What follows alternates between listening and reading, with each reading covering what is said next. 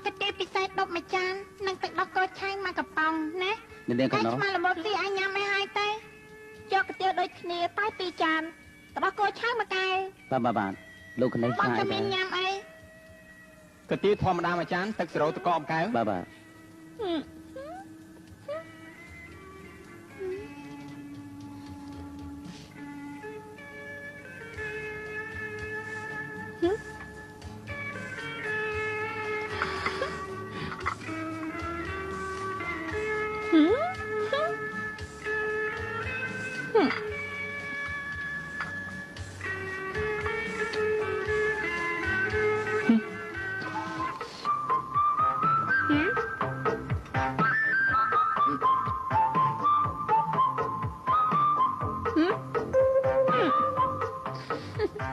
បាទបងអើ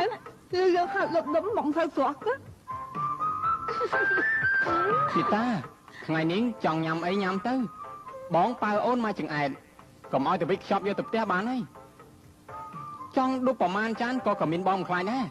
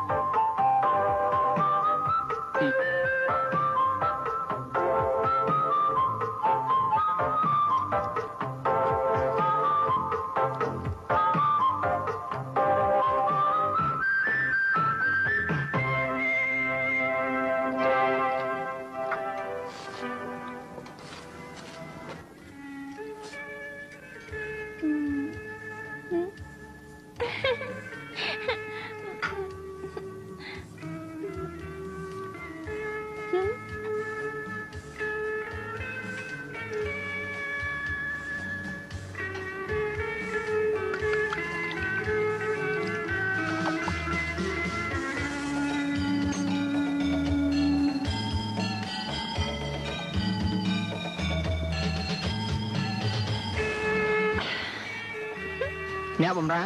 គិតលុយ3500ចំត្មងអញ្ចឹងបានជាគេដាក់ងារថាឆ្មាល្មមទីមិនខុសមែនតើមិនអូច្រើនពេកលោកកមីនអស់ប្រមាណចាំថ្ងៃក្រោយខ្ញុំសងវិញណាកុំតន់ងើបចាំគេរាប់លុយហើយសិនចង់ទៅណាភ្លាមក្រែងខ្ញុំខ្វះលុយជួយចេញឲ្យផងបានលុយគ្រប់ហើយពួកមកណៃនេះប្រកែណា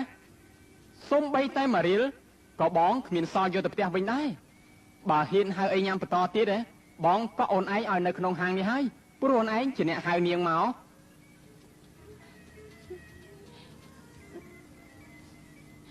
ក